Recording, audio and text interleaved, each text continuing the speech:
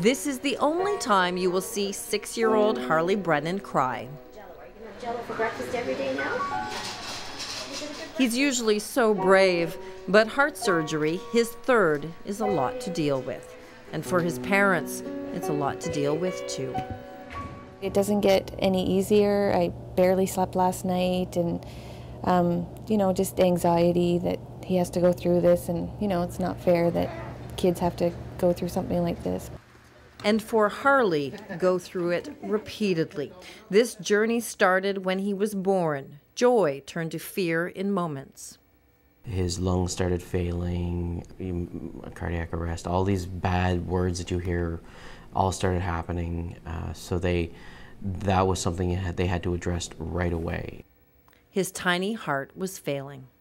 They quickly realized there's something else much graver going on here, so they dispatched an ambulance and they rushed him off to CHEO. It was Dr. Maharaj who did that first surgery. He rebuilt his heart, which did not form correctly, so the blood didn't go anywhere. Then a second surgery was necessary to keep that heart going. He developed some abnormalities of his electrical system, which required a pacemaker to be implanted. Now the third will correct restricted blood flow that is impacting Harley's quality of life. When I'm in gym, I can't run that fast. I lose my breath. This is why the restriction, as seen in an echocardiogram of Harley's heart. This is the valve which opens each time the heart squeezes. And what we see here, this bright spot, is the muscle underneath the valve, which is the area which is going to be taken away at this operation. They tried to wait until Harley is older and stronger, but now his heart is not functioning well enough to keep him alive. Your big breath into me, Harley. And out. Perhaps the best explanation comes from a legendary pediatric heart surgeon to a 6-year-old boy.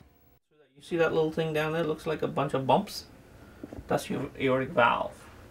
And right underneath there, around this area here, it's built up a big ridge. So it makes the hole there a lot smaller. And that means Harley's heart is operating with reduced capacity. So what do you think we should do to fix that? I don't know. You don't know? Well, I had an idea. I thought we could go inside the heart again, and if we cut out all that tissue that's built up and make that ring small, we can make it a big ring again. And if it's big, then when this pumps hard, it could push a lot more blood through it. That's a good idea. You think that sounds? I think that's a good idea too. And so they put that plan into action. It's like we're having a pajama party. Yeah. There we go. You're doing very well. Nice big breath in and out. Okay. So we're almost ready. Here's the aorta, this large structure in the middle here, and the aortic valve is down here. So we got to get in down there and to go work on the area underneath the valve. However, when they did that and removed the narrow part, the flow put pressure on other areas of the heart. The valve and the area above the valve became a lot more obviously problematic, to the extent that we couldn't leave it. It would still be a significant problem for Harley. Amazingly, just 12 hours after a complicated surgery, Harley is almost off any drugs and looking healthy. You did very, very well. Okay. How are you feeling this morning? This will not be the end of Harley's time at CHEO. His heart will require fine-tuning over the years, but medicine has come a long way since CHEO was founded. Most children do well now. 20 years ago, sometimes things didn't go quite so smoothly. I can't imagine not being in Ottawa and having CHEO here. They've been absolutely wonderful. You know, Dr. Maharaj and Dr. Gao, Harley wouldn't be here if it wasn't for CHEO, so we'll be forever grateful.